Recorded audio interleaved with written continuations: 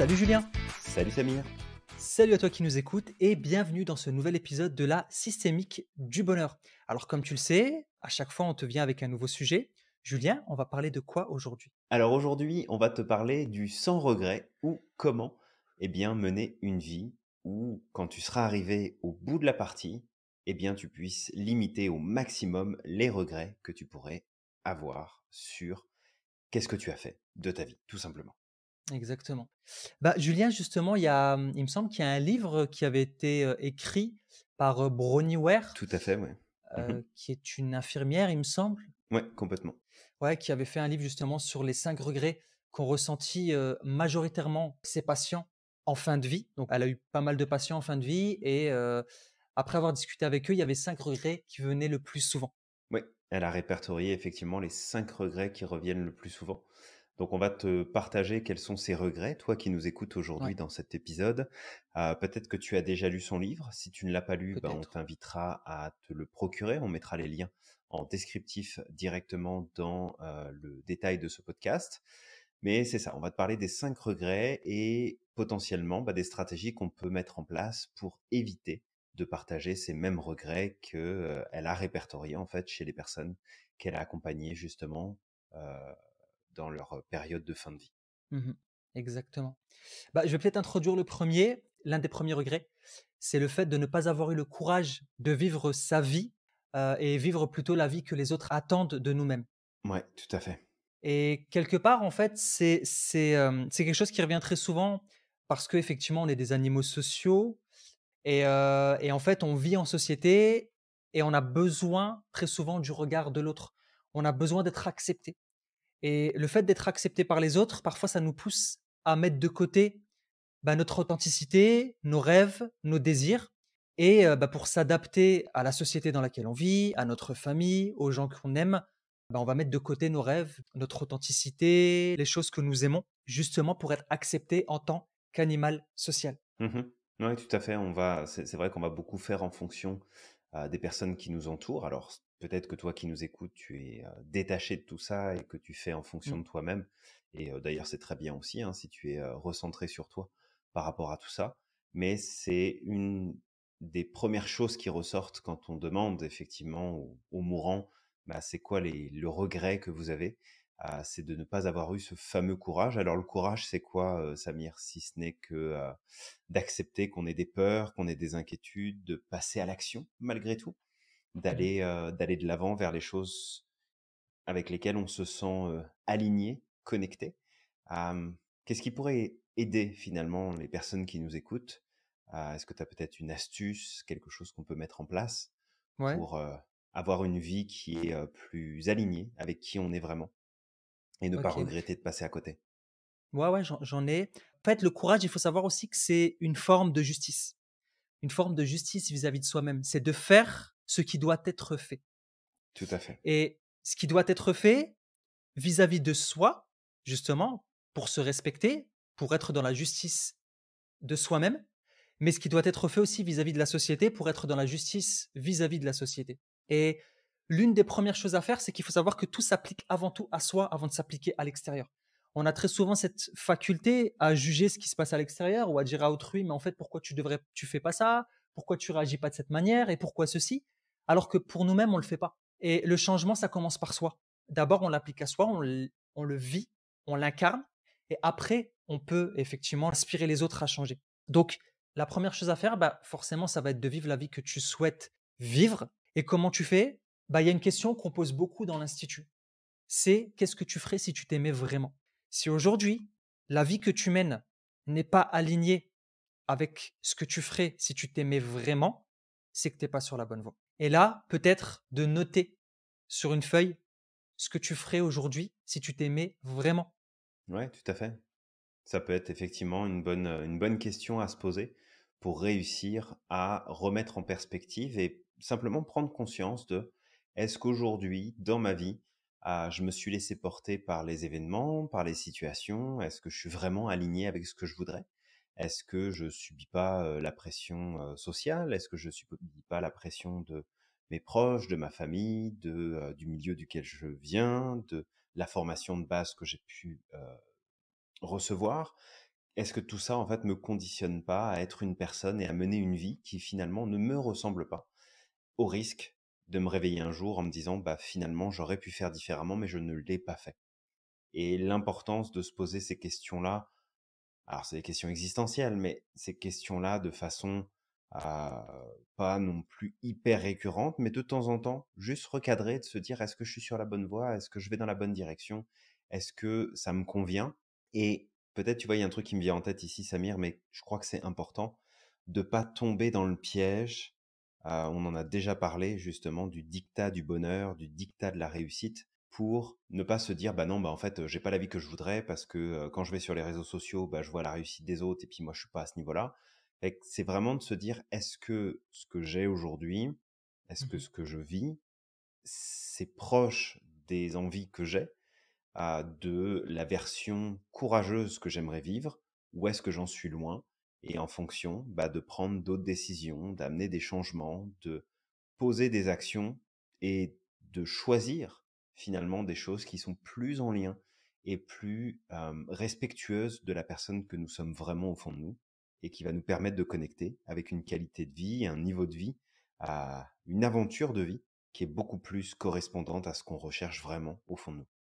Ouais, exactement. Et d'ailleurs, justement, pour revenir, sur la question, encore une fois, du courage, parce qu'il y a un truc qui vient de popper, c'est que il faut savoir que cette pression sociale à laquelle on cherche à se soumettre, nous amène plus de difficultés dans nos vies et plus difficile à supporter que de nous réaliser et d'être nous-mêmes.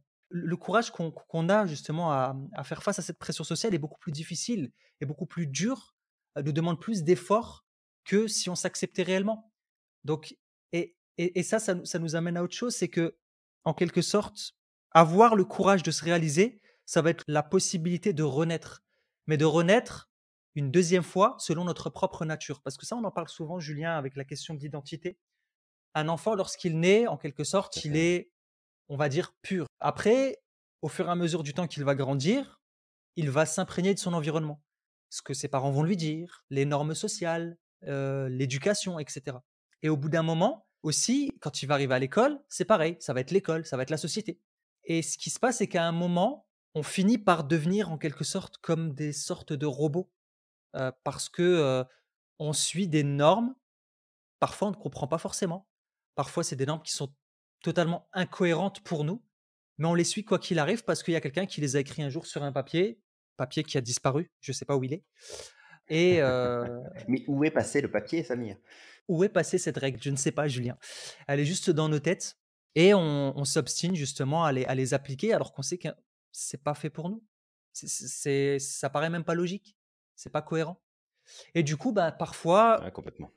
on va sortir du moi social. Il y en a certains qui vont réussir à sortir du moi social au prix de pas mal de difficultés. C'est pas forcément facile de passer du moi social pour revenir à notre moi véritable. Et à ce moment-là, on renaît parce que on finit par, bah, par vivre réellement, par retrouver notre authenticité. Ouais, complètement. Et là, je suis complètement d'accord avec toi sur tout ça, parce que bah, plus de toute façon on va s'éloigner de notre version profonde, de la version qui nous sommes, plus on va subir en fait des dissonances, plus on va vivre des décalages dans notre vie, dans nos résultats, dans nos relations, dans nos engagements, dans ce qu'on va faire, dans ce qu'on va accomplir, dans ce qu'on va vivre. Donc, avoir le courage de vivre une vie qui va être en lien direct avec la personne que nous sommes, c'est le premier point si tu veux éviter d'avoir ce regret de ne pas avoir eu le courage de vivre la vie que tu voulais toi. Bah voilà, il faut que tu passes à l'action, il faut que tu prennes des décisions, ça c'est important. Exact, Le exactement. deuxième, Samir, c'est le regret d'avoir trop travaillé, Mmh. d'avoir passé trop de temps pour satisfaire les attentes, les besoins, les exigences d'une autre personne finalement, d'une Ouais. structure, de quelque chose qui est en dehors de nous, où finalement on n'arrive pas à trouver notre équilibre, on n'arrive pas à trouver les bienfaits. Alors, on n'est pas en train de dire qu'il ne faut pas travailler, qu'on ne doit pas justement faire une activité ou autre. Au contraire, c'est très important. Mais c'est vraiment de voir que est-ce que le travail que je fais aujourd'hui, le temps de vie que ça me prend, est-ce que je le fais pour «gagner ma vie» entre guillemets et pouvoir payer mes factures? Ou est-ce que je fais quelque chose qui, oui, me rapporte de l'argent, me permet de payer mes factures, mais me permet aussi de m'épanouir dans un autre niveau, à travers justement mon activité? Parce que, bah, le temps que tu vas passer sur ton lieu de travail, c'est du temps que tu passeras pas auprès de tes amis, auprès de tes proches, à voyager, à apprendre des nouvelles choses, à vivre des aventures, à découvrir, en fait, des choses dans le quotidien. Et ça, c'est la deuxième erreur, c'est le deuxième regret que Bronnie Ware justement a mis en avant dans son ouvrage sur, bah, quels étaient ces fameux 5 regrets principaux, des personnes en fin de vie. Ouais, exactement, ouais. C'est vrai que justement le fait de passer trop de temps aussi dans le travail, parfois ça peut être le signe d'un déséquilibre, un peu comme si la personne cherchait à compenser quelque chose au travers du travail. Parce que quelque part, en fait, ça déséquilibre d'autres, aspects de notre vie, comme la vie familiale, la vie amicale, la vie sociale.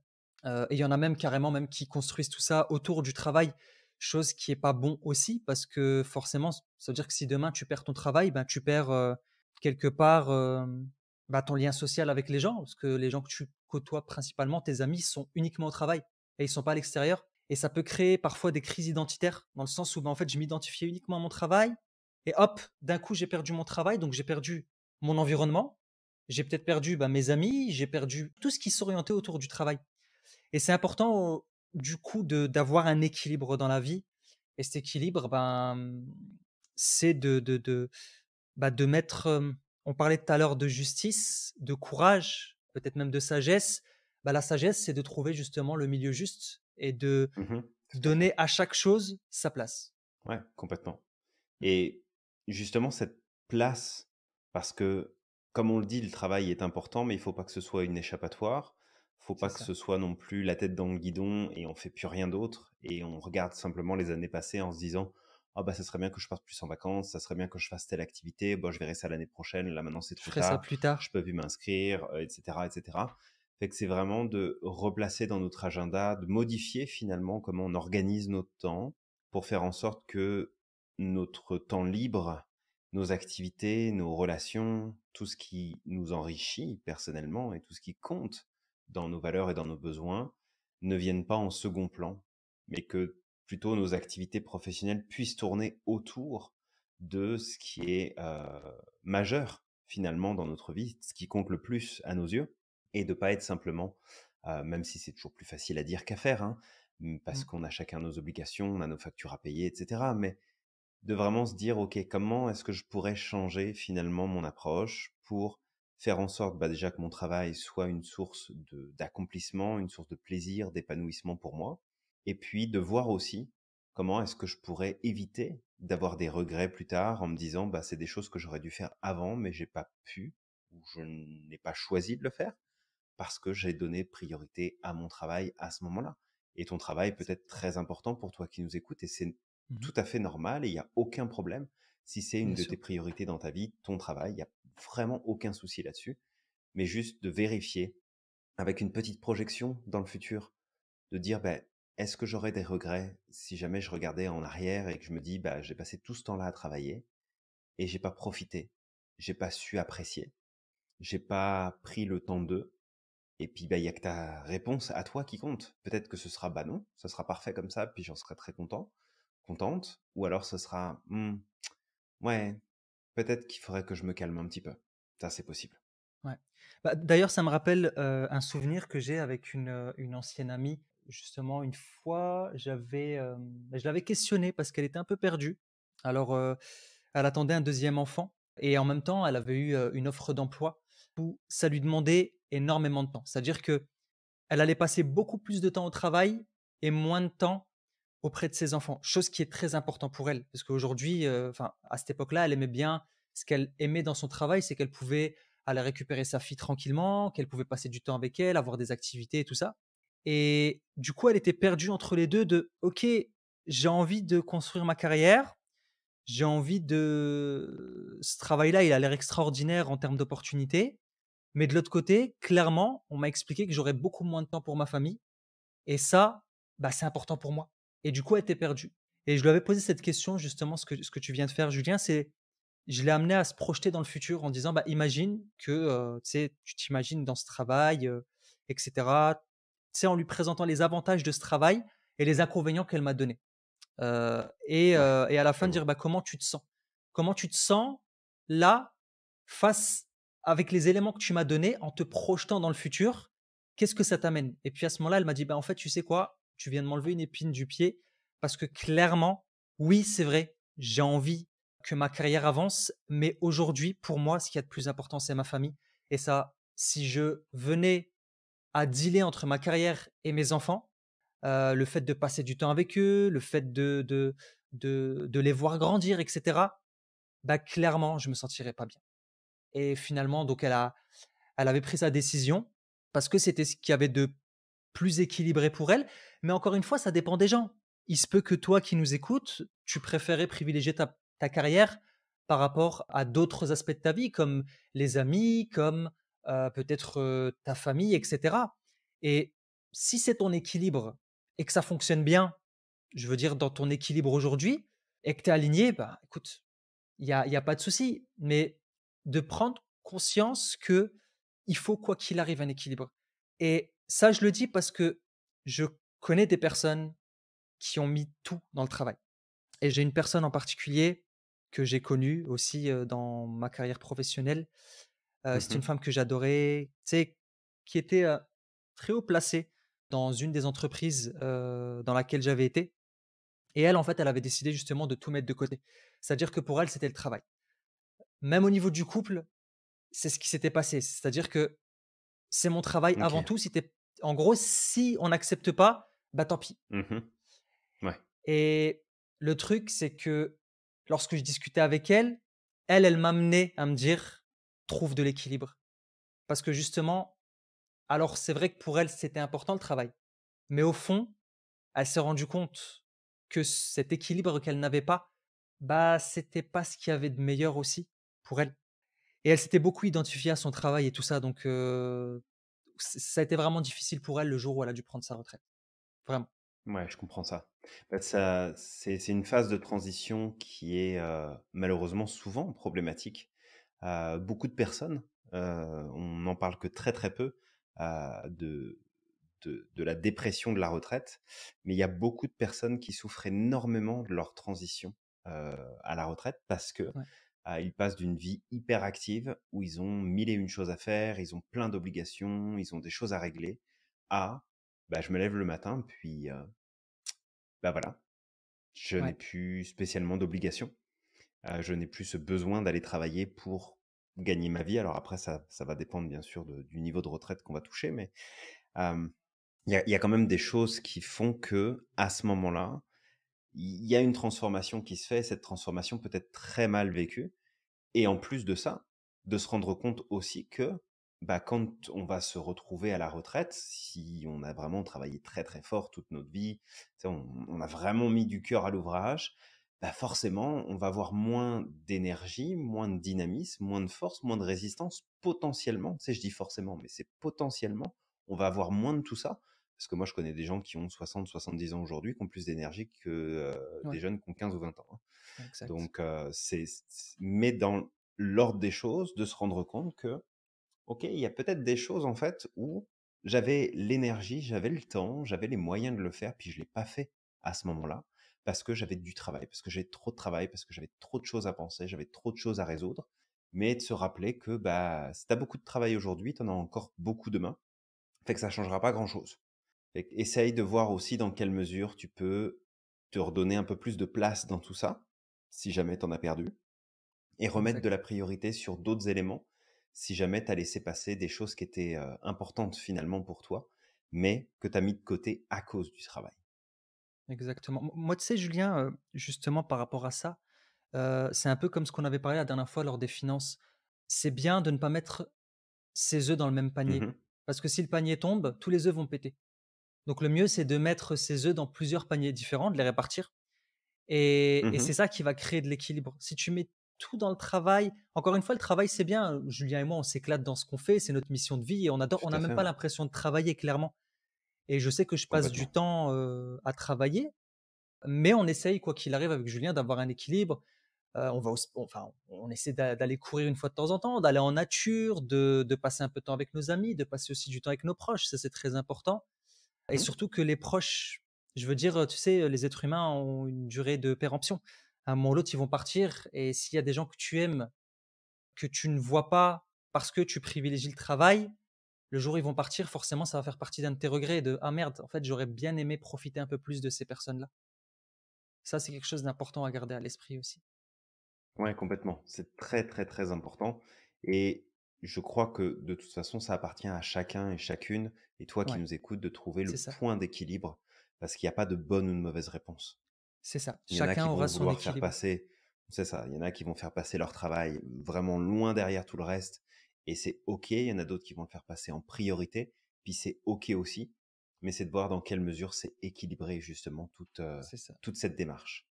exactement. Alors, toi qui nous écoutes, tu vois, on va passer au troisième point, au troisième regret et puis, bah, c'était juste pour te dire que tu étais important et importante, que tu avais de la valeur, Ouais, puis que tu comptais pour nous. Parce que ton temps d'écoute, il est précieux, que ton attention est précieuse exactement. et que, voilà, on a des sentiments, forts pour les personnes qui nous suivent et qui, nous écoutent et qui nous accordent de leur temps de vie, de leur attention, de C'est ça, tout simplement de leur focus parce qu'on sait qu'il y a beaucoup de choses et tu vois, ça, c'est un des regrets, finalement. C'est le troisième regret, c'est de ne pas avoir exprimé ses sentiments. Donc toi qui nous écoutes, bah, n'aie pas ce regret plus tard. Vis sans regret et certainement pas avec celui de ne pas avoir exprimé ce que tu ressens au fond de toi.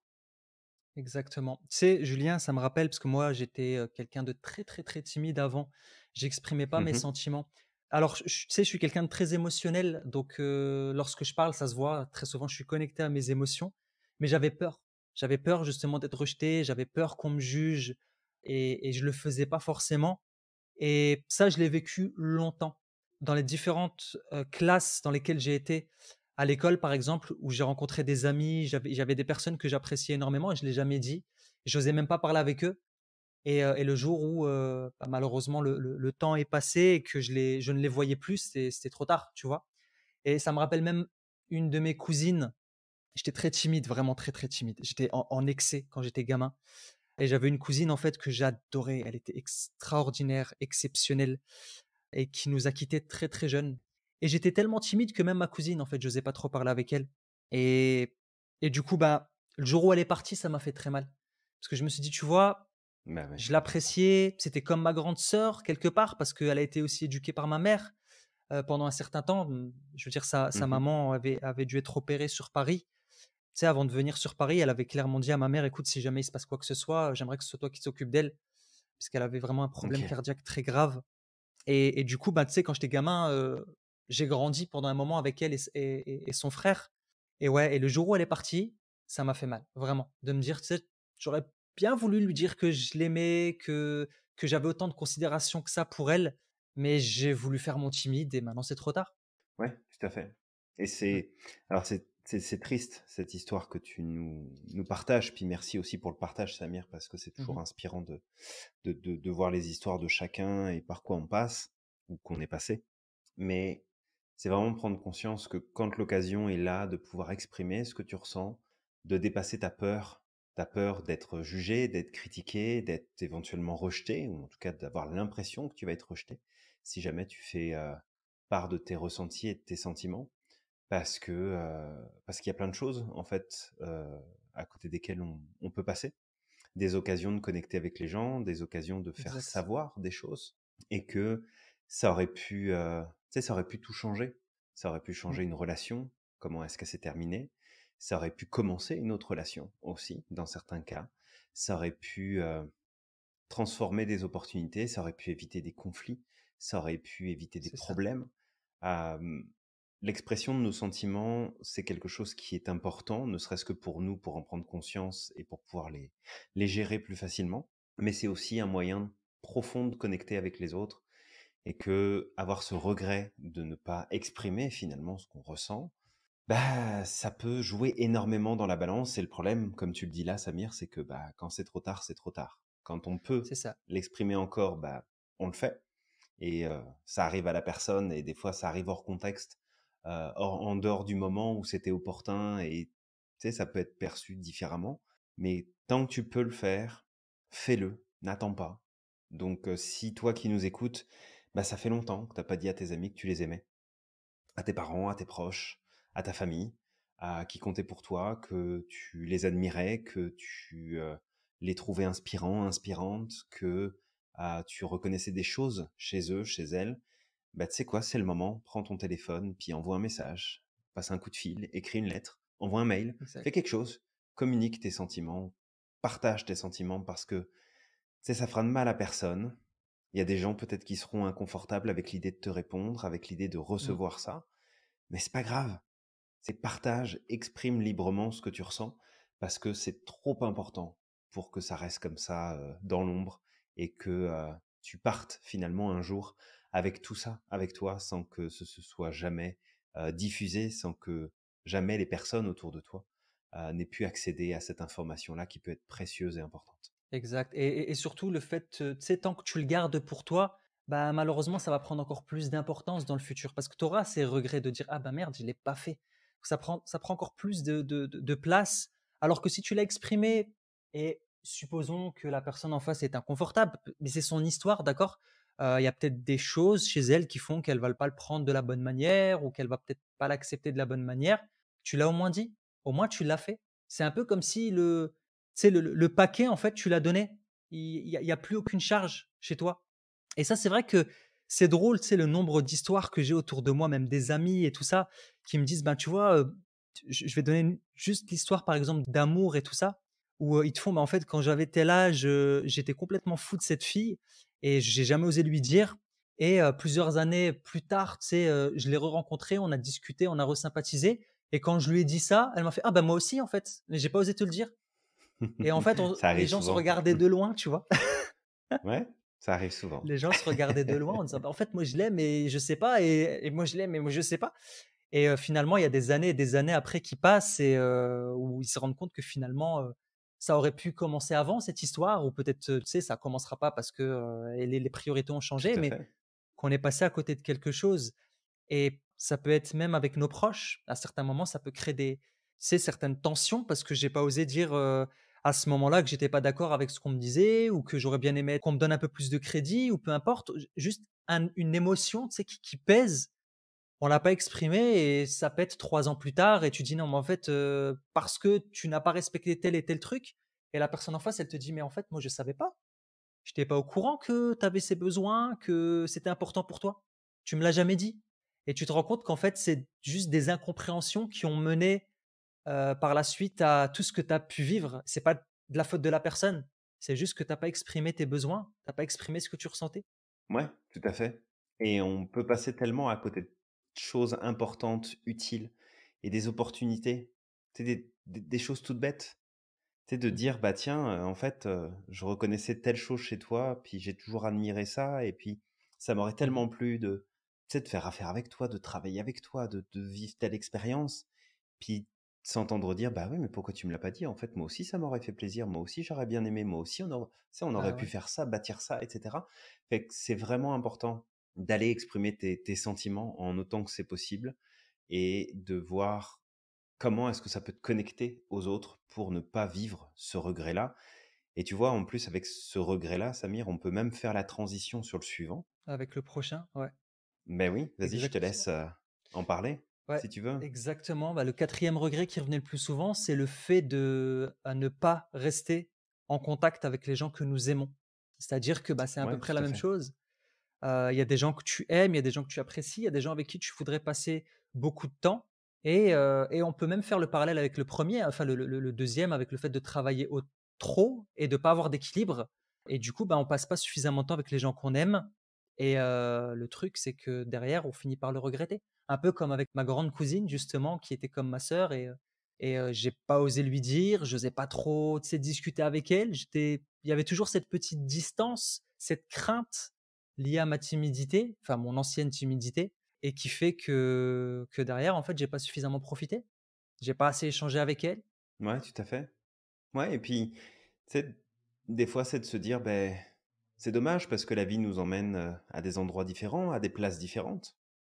Tu sais, moi, je vois par exemple, et puis toi aussi très certainement Samir, même si ça fait un petit peu moins longtemps maintenant que tu es parti, d'Europe, mais tu sais, quand il y a la distance aussi physique, qui fait que, bah, parfois tu perds des gens de vue et même si tu aimerais pouvoir, rester en contact, bah, il y a des choses qui font que, bah, il y a de la distance qui s'installe, puis il y a moins de messages, puis il y a moins d'échanges et comme, tu es plus à quelques, dizaines ou centaines de kilomètres, mais que tu es à des milliers de kilomètres, bah, du coup ça complique un petit peu les choses et c'est de voir aussi, bah, est-ce qu'avec ces personnes-là, j'ai envie de pouvoir connecter plus, de rester plus en contact et dans ce cas-là, de mettre en avant les démarches, de faire le nécessaire pour pouvoir rester connecté. Tu sais, moi, je suis resté connecté et je compte bien rester connecté avec certaines personnes qui sont en France, toujours, qui vivent pas du même côté de l'Atlantique que moi.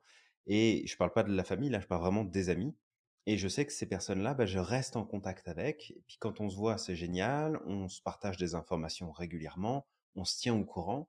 Et c'est important pour moi de rester en contact, même si c'est pas forcément toutes les semaines, là, mais c'est de rester en contact parce que c'est des gens que j'aime et que j'ai envie de maintenir un contact, un échange justement avec ces personnes-là.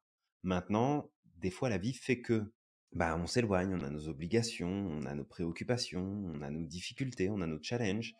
Et puis, bah, chacun part de son côté, donc c'est tout à fait normal.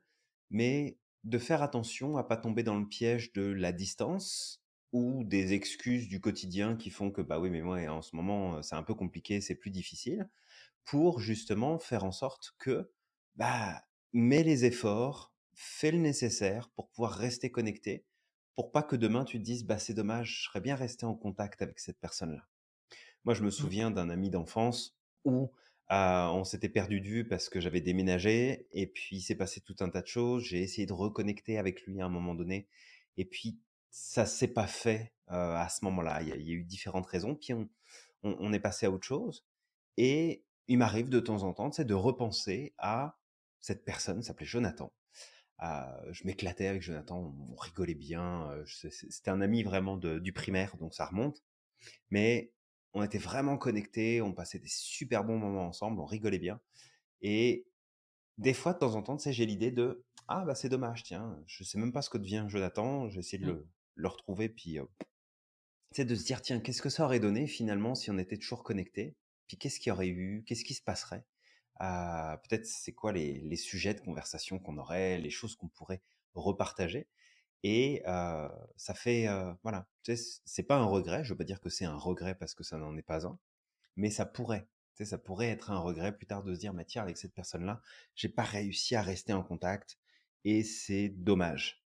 Fait de toi qui nous écoutes, de vérifier que, bah, Ouais. les personnes qui comptent vraiment pour toi, tu sais, si elles s'en vont de ta vie, elles s'en vont de ta vie, puis tu plus de contact, c'est OK. Il y a plus de contact, c'est comme ça arrive, puis OK, on avance.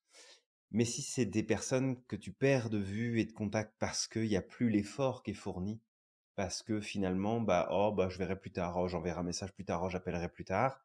Dans ce cas-là, vraiment fais le point sur est-ce que tu vas pas regretter un jour d'avoir cette relation qui n'a pas tenu parce que bah, tu l'as pas entretenue, toi de ton côté. Alors on pourrait se dire, ouais, mais l'autre, il l'a pas entretenu non plus. Mais là, c'est pas la question.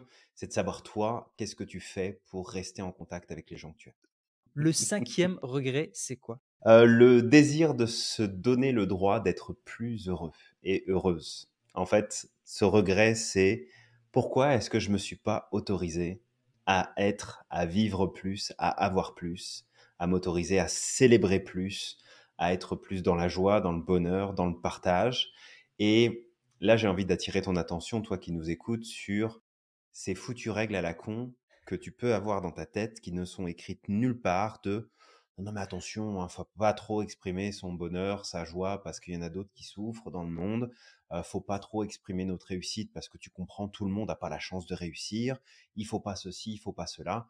À un moment donné, c'est juste, on arrête de suivre des règles complètement bidons qui n'existent pas et on s'autorise à être tout simplement plus heureux, plus heureuse, quitte à faire parfois des choix. Et c'est ça aussi qu'il faut intégrer, c'est que parfois, il faut faire le choix de retirer le bandage, de se faire mal, de faire un choix qui est douloureux à un moment donné, pour se dire: Ouais, Mmh. mais grâce à ce choix-là, je vais me donner le droit d'être plus heureux et d'être plus heureuse parce que je refuse d'avoir des regrets quand j'arriverai au bout du chemin, peu importe où se trouve le bout du chemin. Je refuse d'avoir des regrets. Donc, je vais faire ce qu'il faut pour être connecté beaucoup plus à mon bonheur. Exactement, ouais.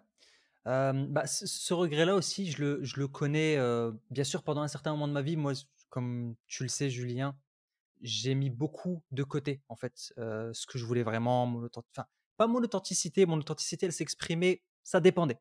Soit des fois, je faisais le muet, donc tu vois, justement pour pas être rejeté, et je gardais, intérieurement ce que je ressentais, tu sais, mais je ne prenais pas forcément parti, aux choses. J'écoutais et puis c'est tout, j'étais silencieux. Soit, à certains moments, en fait, je mettais de côté réellement ce que j'aimais parce que j'avais pas envie d'être rejeté, j'avais pas envie d'être jugé et ça, c'est important. Parce que, par exemple, je vais te donner un exemple. Quand j'étais gamin, je pensais que me mettre en avant, c'était être égoïste. Alors que c'était totalement faux. Parce que la première personne par qui on doit Oui, commencer, c'est avant tout soi-même. Si je ne travaille pas à me rendre heureux, mais que je veux que tout le monde soit heureux sur terre, c'est pas très cohérent, en fait. Parce que si je ne suis pas capable de me rendre heureux, comment je pourrais vouloir que les autres tout à fait, soient ouais. heureux ou se rendent heureux?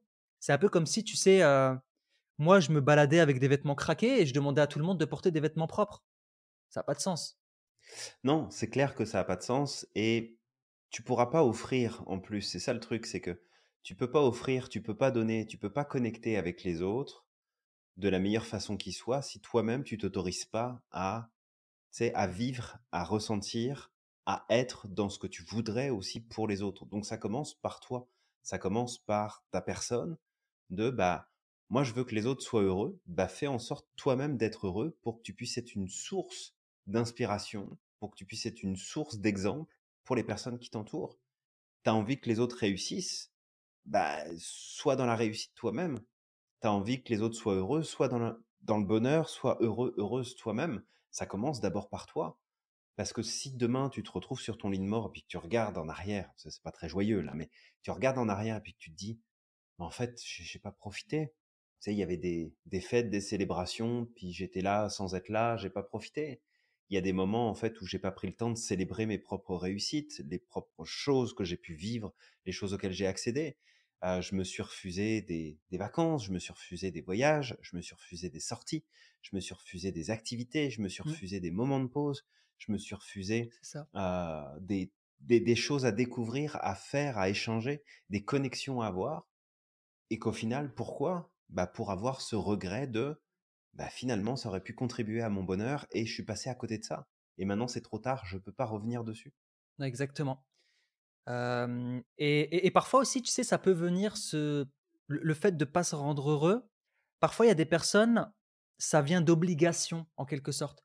Dans le sens où ils vont dire: «Ouais, mais en fait, j'ai des obligations, je dois aller travailler, je dois faire ceci, je dois m'occuper des enfants et je dois faire ceci. Du coup, j'ai pas le temps, en fait, de prendre soin de moi. J'ai pas le temps de faire des choses que j'aime. J'ai pas le temps de faire des choses qui me rendent heureux». Et en fait, le truc, c'est que le problème, il faudrait le prendre plutôt à l'envers. J'avais donné ce fameux exemple la dernière fois lors d'un live du véhicule. C'est-à-dire que si demain tu dois faire Lille-Marseille en voiture, que tu mets le plein avant de partir, que tu commences à rouler et puis tu arrives, je sais pas moi, c'est à Paris et que tu as plus d'essence et que tu dis: «Ouais, mais non, j'ai pas le temps de m'arrêter. J'ai pas le temps de m'arrêter parce que je dois arriver à l'heure». Parce qu'en fait, si je m'arrête, c'est 30 minutes de perdu, 30 minutes de perdu, je pourrais pas les rattraper sur la route. Bah, continue de rouler sans faire le plein d'essence et tu verras qu'à un moment ou l'autre, qu'est-ce qui va se passer? Bah, ta voiture, elle va s'arrêter toute seule et là, ça va prendre encore plus de temps parce que tu vas devoir appeler une dépanneuse. Peut-être que tu vas créer un accident si tu t'arrêtes en plein milieu de la route, tu sais pas, mais les conséquences vont être encore plus fâcheuses et c'est la même chose pour toi. Si tu ne prends pas le temps de te faire du bien, de faire Tout des à fait, choses qui ouais. te font plaisir, de faire des choses qui te rendent heureux ou heureuse, ben, malheureusement, à un moment ou l'autre, tu vas te prendre un mur. Et à ce moment-là, crois-moi, tes obligations, tu pourras pas du tout y répondre. Crois-moi. Parce que tu seras plus là. Ouais, complètement. Tu seras out. Fait que c'est vrai que là, on te donne 5 regrets parce qu'ils sont tirés de ce livre de Broniware qui nous montre en fait quels sont les regrets qui reviennent le plus souvent chez les Ouais. personnes en fin de vie. Maintenant, il y en a plein d'autres des regrets. tu en as peut-être déjà aujourd'hui, mais c'est de te rappeler aussi que Il y en a plein tu as le d'autres, ouais. pouvoir non pas de changer l'histoire, non pas de changer ce qui s'est passé avant, mais plus de déterminer ce qui doit se passer après. Ce que tu peux faire aujourd'hui, ce que tu pourras faire demain, ce que tu pourras faire sur le reste du temps de vie qui est disponible pour toi aujourd'hui. Qu'est-ce que tu peux faire? Qu'est-ce que tu peux mettre en place pour dire: «J'ai mené une vie où au final, bah, je n'ai pas ou très peu de regrets parce que j'ai fait ce que j'avais à faire, parce que j'ai vécu ce que j'avais envie de vivre, parce que j'ai intégré ce que j'avais envie d'intégrer à ce moment-là». Et ça sera beaucoup plus simple, ça sera beaucoup plus léger, ça sera beaucoup plus facile de pouvoir se dire à un moment donné, bah regarde, si demain ça doit s'arrêter, pas de regret, parce que j'ai fait exactement ce que je voulais, parce que j'ai eu ce que je voulais, parce que j'ai vécu surtout ce que j'avais envie de vivre, Mmh. je l'ai vécu pleinement, j'ai pas de regrets, j'ai commis des erreurs, je me suis trompé, j'ai fait des bons choix aussi, j'ai vécu des choses extraordinaires, mais pas de regrets. Donc on t'invite vraiment avec Samir à être dans cette dynamique du sans regret, en autant que c'est possible pour toi. Exact. Peut-être Julien, est-ce que toi, juste comme ça, comme question, tu as eu à certains moments des regrets parce que tu passais pas à l'action et un jour tu as dit: «Stop» et puis tu es passé à l'action et tu as fait un truc de folie justement, qu'aujourd'hui tu dis: «Bah, en fait, Ouais, heureusement que je l'ai fait. Si j'avais continué dans cette lancée, ouais, bah, aujourd'hui complètement. j'aurais pas vécu ce Bah, que j'ai vécu». Ouais, le jour en fait où je suis parti d'Europe tout simplement, où j'ai fait mes bagages et j'ai tout quitté, j'ai tout vendu, j'ai tout ouais, fermé, ouais, je suis vraiment reparti à zéro, juste avec 2 valises, c'est tout.